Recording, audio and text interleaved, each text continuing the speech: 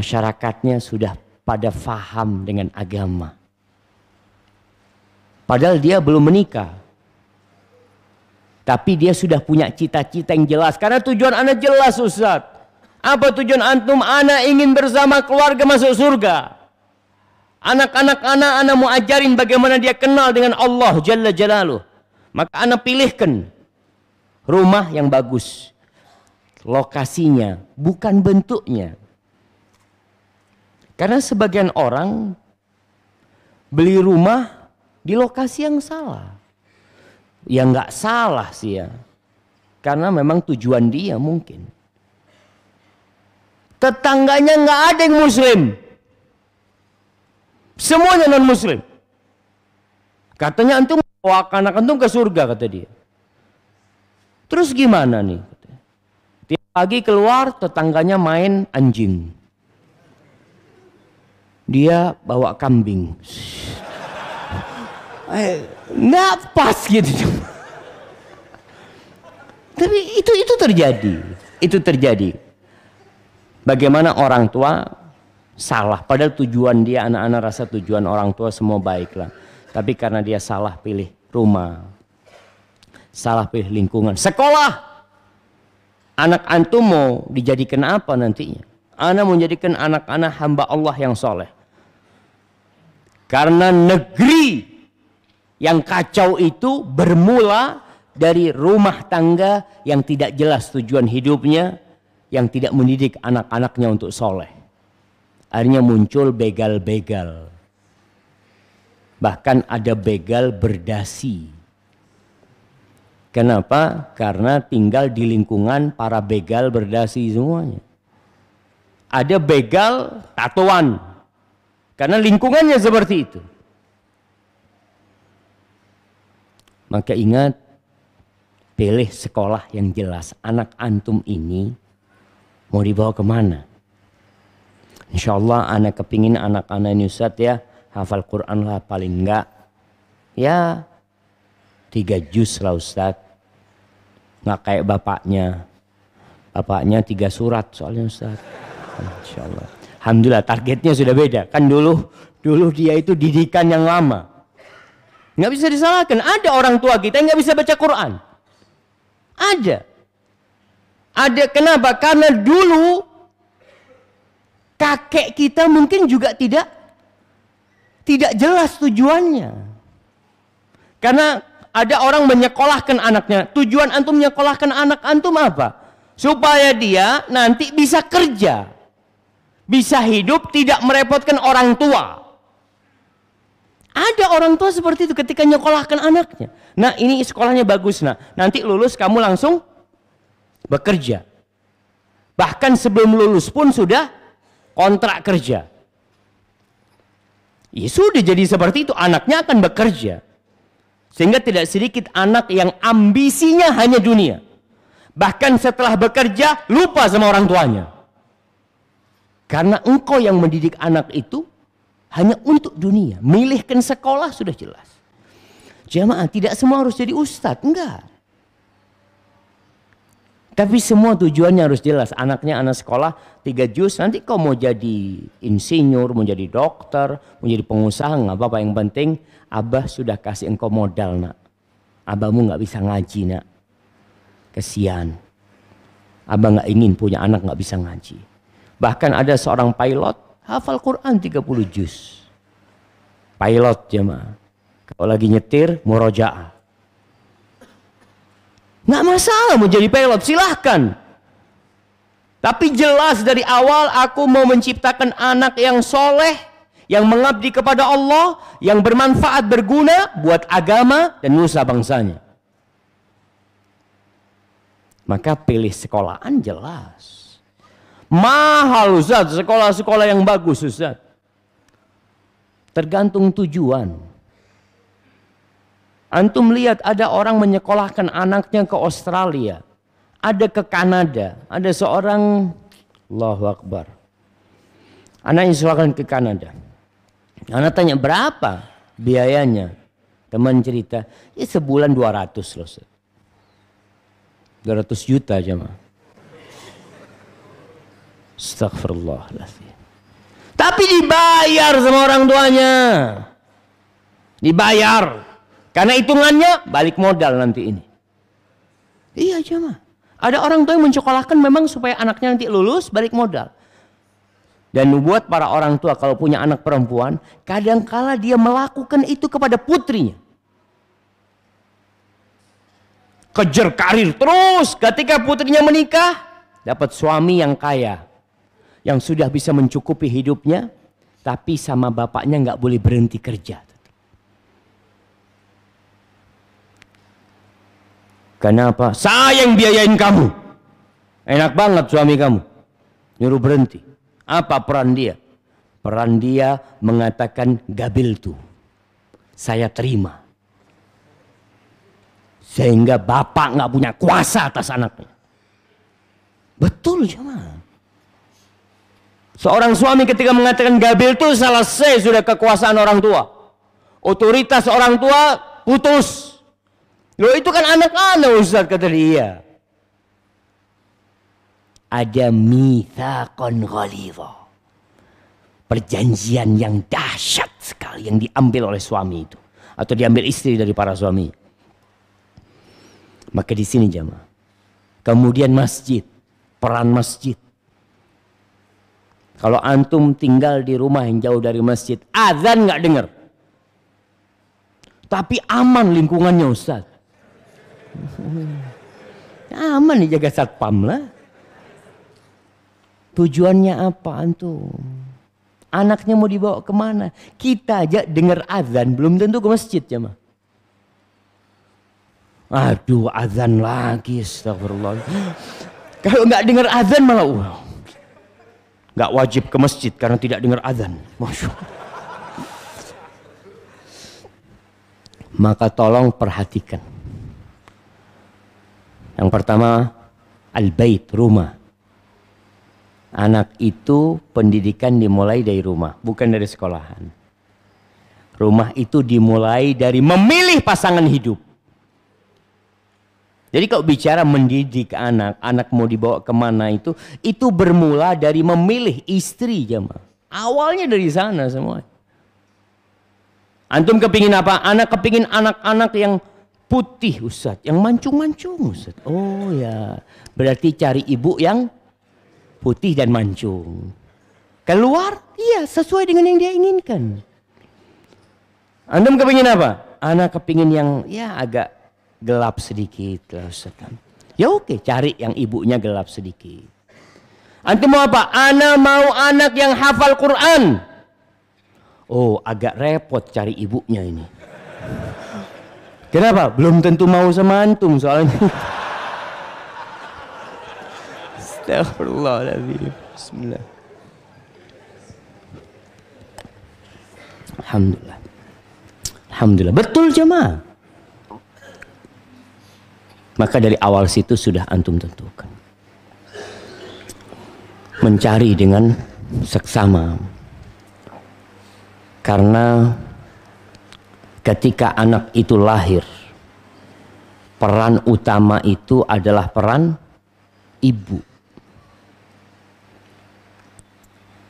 Dari sejak keluar, ditaruh di dada ibunya, disusui sama ibunya, ibunya membaca Tabarakalladzi biyadihil mulku wa huwa ala kulli syai'in qadir. Awal yang didengar anak itu surat Tabarak jemaah. Karena ibunya. Antum nggak salah pilih ibunya. Sambil masa ibunya anaknya digendong. Terus lantunan firman Allah itu dibacakan. Tujuan antum jelas. Kalau antum ingin anak antum jadi artis ya cari artis. Awal keluar anaknya langsung. Langsung apa? Cuman nggak tahu. Anaknya diajak joget, goyang. Aduh, alhamdulillah, 3 tahun udah bisa goyang, alhamdulillah. Astagfirullahaladzim. Karena tujuannya memang itu tuh dia. Waktu nikah itu tujuan dia, jemaah. Maka jangan salah pilih. pendidikan pertama itu dari ibunya. Tahun-tahun pertama kedua itu bapak perannya nggak banyak. Bapak tuh perannya gendong sebentar, 2 menit, emaknya mana nih? Itu dia. Udah nggak tahan dia cari. Astagfirullahaladzim. Ibunya iya sini, digendong sama ibunya. Allahu Akbar jemaah. Maka yang pertama untuk mendidik anak yang baru lahir.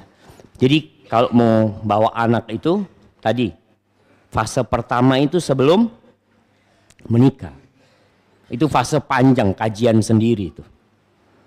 Kemudian fase kedua ketika lahir. Anak itu dibagi, melewati beberapa fase kehidupan. Ada anak yang belum sekolah. Ada anak yang sudah masuk sekolah. Ada anak umur 7 tahun, 10 tahun. Ada anak umur 16 tahun. Azan jemaah. Belum? 2 menit lagi. Tapi ada anak kuliah nantinya. Setiap fase kehidupan itu ada cara tersendiri mendidik anaknya. Ana punya anak 6. Alhamdulillah. Itu ana merasakan. Sekarang anak-anak terbesar umur 15 tahun. 14 lah, maksud 15. Itu anak beda cara didiknya sama yang umur 7 tahun. Psikologinya udah lain. Kalau orang tua ini tidak memahami, dia akan samakan anak umur 15 sama anak umur 10 tahun. Dia marah-marahin, dia pukul. Anaknya takut. Ketika anaknya besar dimarahin sama orang tuanya, nggak pulang. Nggak pulang ke rumahnya. Bingung orang tuanya, kemana pulang? Nggak ada. Tapi kalau anak 10 tahun diusir sama orang tuanya, diam di depan pintu dia. Ayah, bukain pintu ayah. Nah, maka kita yang perlu belajar bagaimana mendidik itu jemaah. Tergantung tujuan kita. Ketika anak baru lahir, yang mulailah 1-7 tahun lah ya. Itu yang perlu ditanamkan di diri anak itu adalah cinta dan kasih sayang. Tumbuhkan perasaan itu. Ini modal untuk menciptakan bumi dengan warna-warna yang indah, penuh cinta dan kasih. Dari sejak dia lahir. Udah masuk? Baik, fadhal azan dulu.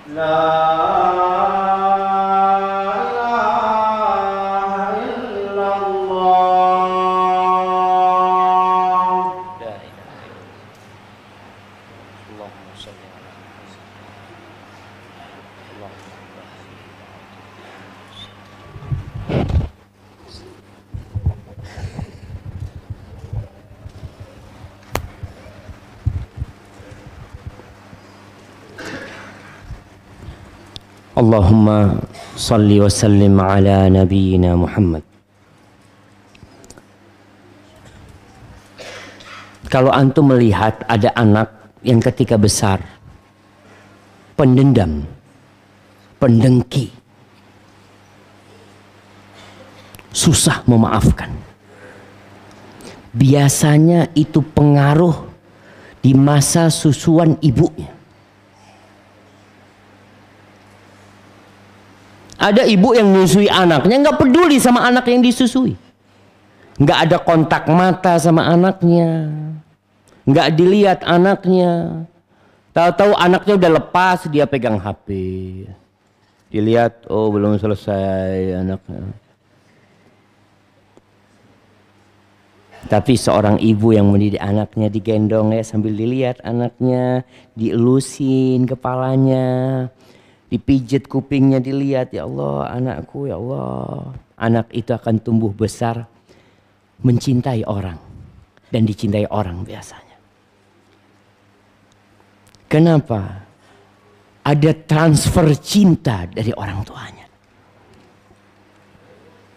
Gimana kalau anak-anak cuma dikasih susu botol yang tidak punya perasaan susu botol itu? Bisa nggak susu botol itu diisi cinta? Anak mau beli susu, antum berangkat ke toko yang ada cinta dan kasih sayang. Nggak ada. Kenapa? Hada dari sapi ada. Cintanya sapi yang transfer. Tolong orang tua, kalau nggak mau nyusui anaknya, susukan kepada orang yang punya perasaan. Di sini antum melihat di masa Nabi SAW, Nabi itu yang nyusuin siapa? Halimah Sa'diyah.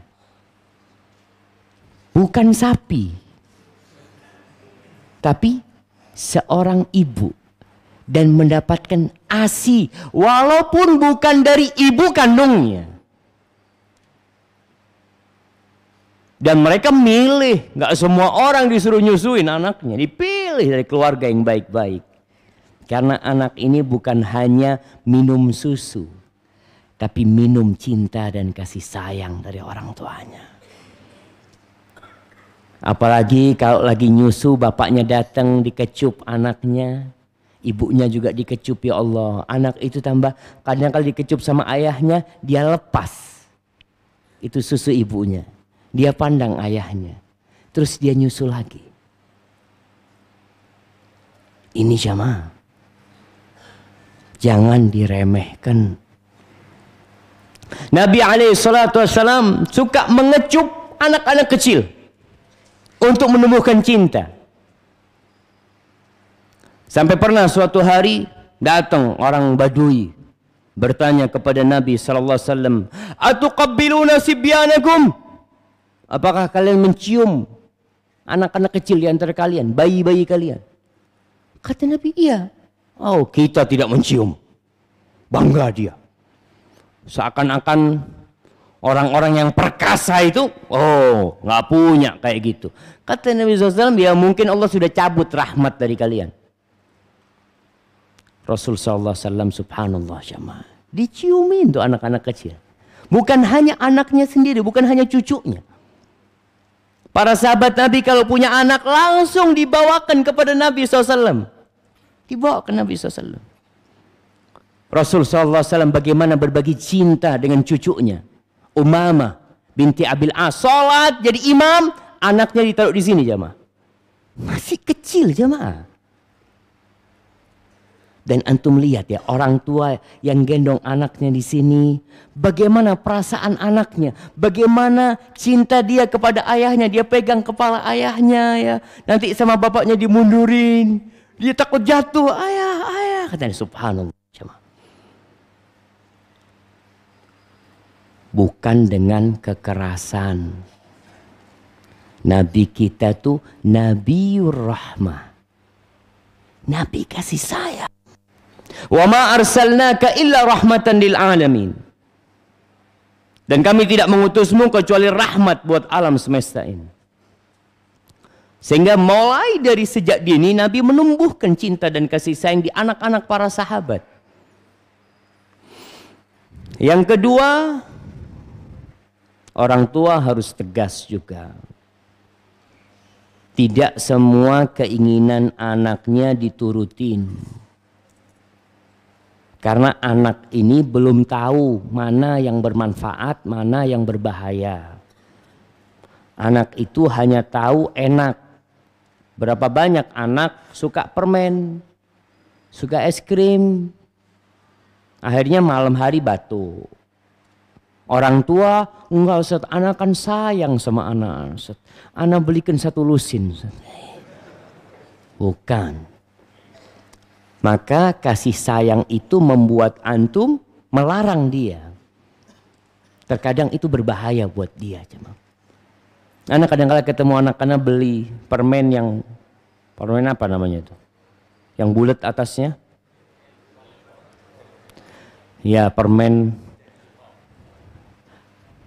itulah. Tahu kan itu jemaah? Kadang-kadang dia itu beli di toko dekat rumah. Anak datang, dia pegang di mulutnya. Anak ngomong, ayo dibuang.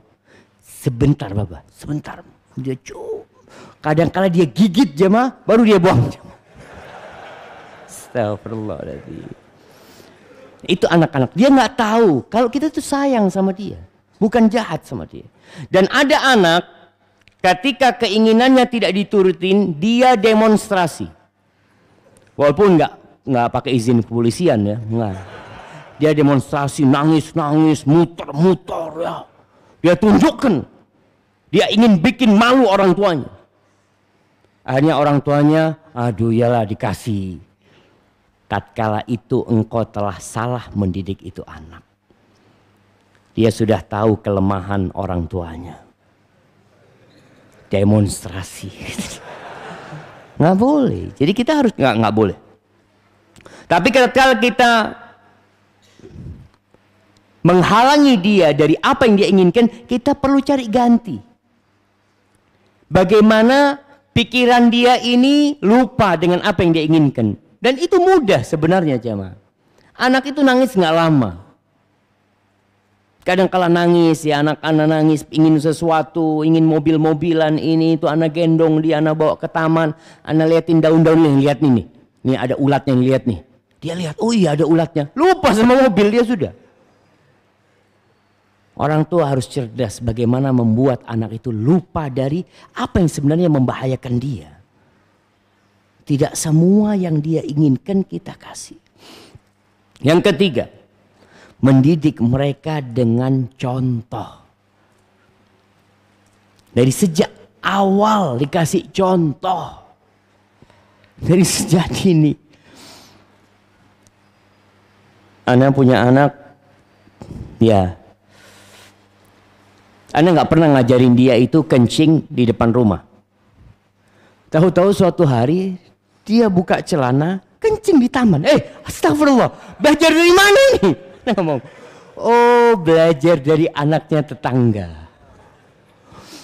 Jadi anaknya tetangga itu ketika ngomong sama orang tuanya, mau pipis, ya buka sudah. Jadi di depan taman ya pipis. Akhirnya dia melihat, oh enak seperti ini. Itu contoh bahaya jangan. Kenapa penting memilih lingkungan? Karena anak ini ketika masa kecil dia akan lebih terpengaruh dengan apa yang dia lihat daripada apa yang dia dengar. Belum lengkap dia bisa memahami, belum. Tapi dia bisa merekam dengan matanya apa yang dia lihat. Ngomong kadangkala jamaah, kotor. Itu terekam sama dia. Dari mana? Ya. Maka Anda selalu tanya, kalau ada sesuatu yang baru, dapat dari mana? Ya seperti itu. Maka tolong orang tua jadi contoh yang baik.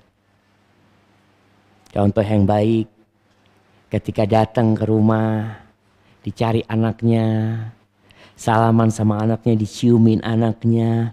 Dari sejak kecil dia lihat, oh seperti ini menjadi seorang ayah.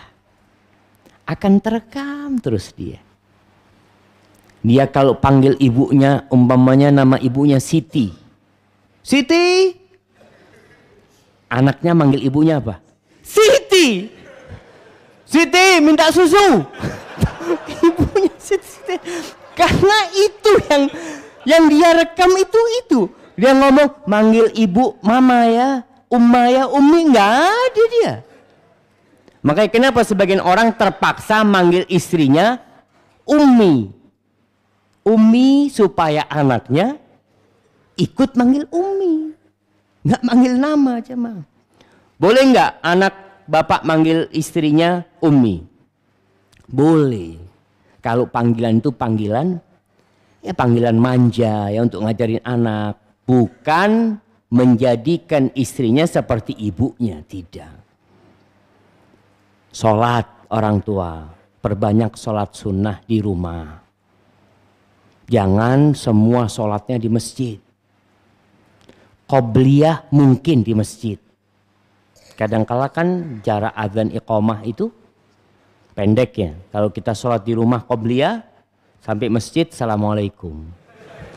Itu sebagai masjid gitu. Akhirnya kita datang ke masjid lebih awal, sholat qobliyah masjid. Tapi ba'diyah itu waktunya panjang. Antum lakukan di rumah. Sehingga anak antum lihat bapaknya, sholat apa bapaknya. Kadang-kala dia berdiri di samping bapaknya. Ikut dia sholat. Karena dia melihat bapaknya.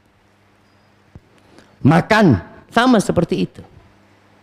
Ada orang tua yang selalu makan dengan tangan kanannya, umpamanya. Itu anak lama-kelamaan kalau melihat orang tua yang ngomong, tangan kanan. Nah ini ayah pakai tangan kanan. Oh iya ayah. Mana kiri dan kanan ayah? Kadang-kala dia nggak tahu. Pernah anak punya anak. Dia makan pakai tangan kiri. Anak ngomong, nah pakai tangan kanan nak, kata dia. Ayah pegang duit tangan kanannya. Oh iya. Dia nggak paham. Ya ditukar duitnya taruh di tangan kiri, makan dengan tangan kanannya. Seperti itu terus orang tuanya memberikan contoh yang baik. Insya Allah anak tumbuh besar akan mencontoh orang tuanya. Baca Quran.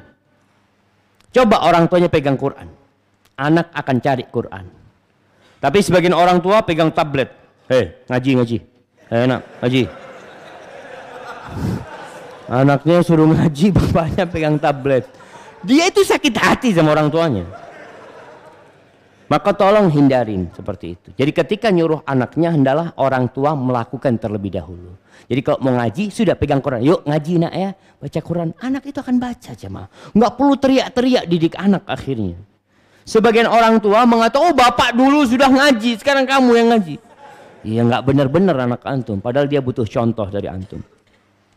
Kemudian yang keempat. Ketika anak kecil itu perlu ditalkin anak itu.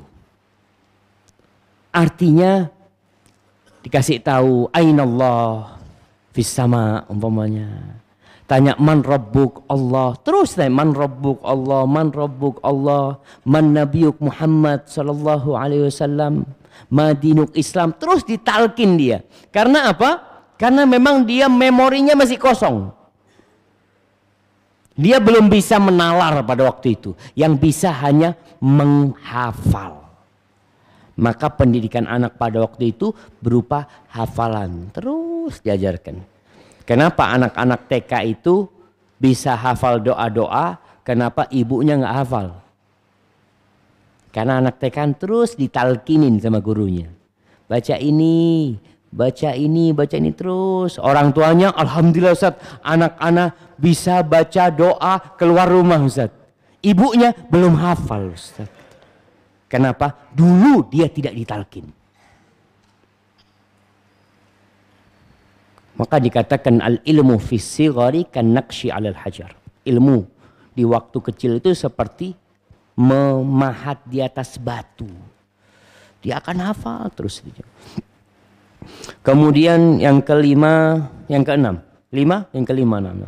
Antum harus tahu kapan memberi sanksi kepada anak, kapan memberi reward kepada anak-anak. Ada punishment, ada reward. Antum harus lihat, anak ini cocok enggak dikasih hukuman. Kadang-kala belum cocok. Jangan dikasih hukuman. Hukuman itu bukan berarti memukul, jemaah, enggak. Menghukum itu bisa jadi tidak memuji pekerjaan dia. Mengabaikan pekerjaan dia. Anak melakukan